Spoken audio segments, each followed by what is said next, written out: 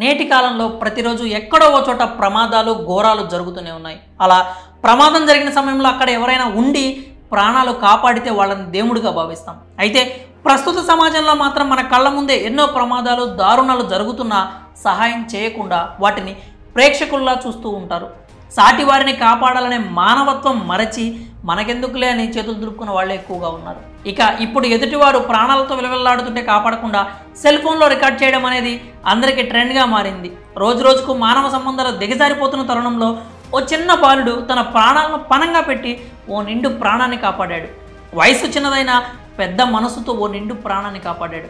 కైకరం గ్రామానికి చెందిన చిన్నమ్ములు అనే మహిళ సోమవారం సాయంత్రం 6 గంటల సమయంలో ఏలూరు కాలువలో పడిపోయింది.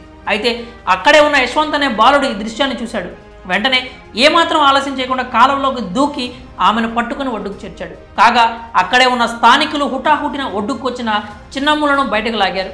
అయితే కాలువలో పడిన మహిళను ఆలస్యం చేయకుండా రక్షించడంతో ప్రాణాలతో బయటపడింది. కానీ చిన్నమ్ములు ప్రమాదవశాత్తు కాలువలో పడిందా లేక కాలువలోకి దూకి ఆత్మహత్యకు పాల్పడిందనే విషయం మాత్రం సందేహంగా మారింది.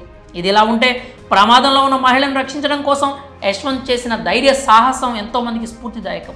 యశ్వంత్ చేసిన గొప్ప పనికి స్థానిక ప్రజలతో పాటు అధికారులు సైతం ప్రశంసలతో కొనియాడుతున్నారు. ఇక యశ్వంత్ స్థానిక కైకరం జిల్లా పరిషత్ పాఠశాలలో 8వ తరగతి చదువుతున్నాడు. యశ్వంత్కు ఈతలో మంచి ప్రావీణ్యం ఉండడంతో కాలువలో పడిపోయిన మహిళను రక్షించి ప్రాణాలు కాపాడాడు. ఎదుటివారికి ఏమైతే నాకెందుకులే అని అనుకోకుండా గొప్ప మనసుతో ప్రమాదంలో ఉన్న వారిని తన ప్రాణాలను సైతం అడ్డుపెట్టి రక్షించాలనే ఆ బాలుడి ఆలోచనకు ప్రతి ఒక్కరూ హ్యాట్సప్ చెప్పాల్సిందే. మరి ఆ బాలుడు చేసిన ధైర్య సాహసంపై మీ అభిప్రాయాలను కామెంట్స్ రూపంలో తెలియజేయండి.